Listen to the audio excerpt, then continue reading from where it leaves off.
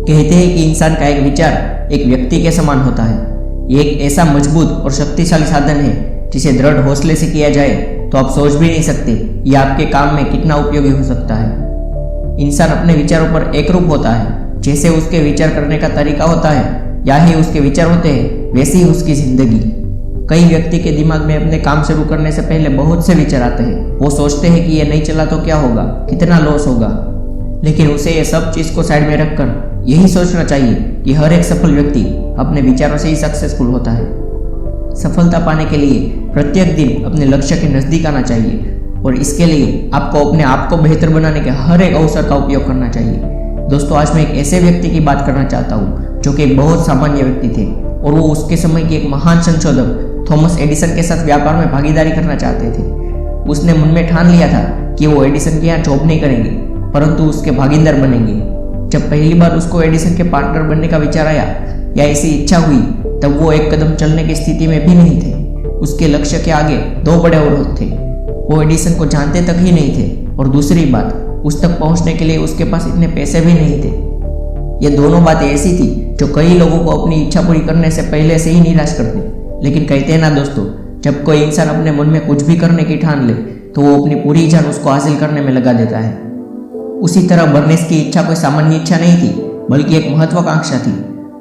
उसके बाद क्या होता है दोस्तों कि बर्नेस एडिसन की लेबोरेटरी में पहुंच गए और उसके साथ वो बिजनेस करना चाहते हैं ऐसा बोल दिया।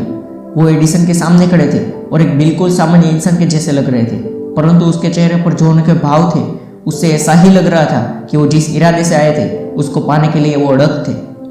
यदि कोई इंसान अपने लक्ष्य को हासिल करने के लिए गंभीर हो और उसको पाने के लिए वो अपना सब कुछ दांव पे लगाने के लिए तैयार हो तो उसकी जीत निश्चित होती है।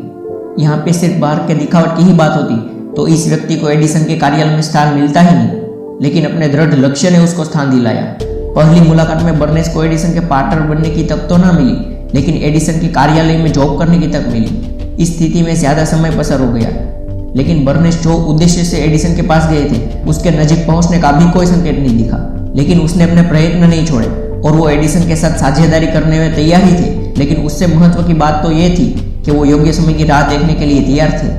किसी भी प्रकार के निराशावादी विचार उसने अपने नजीक नहीं आने दिया।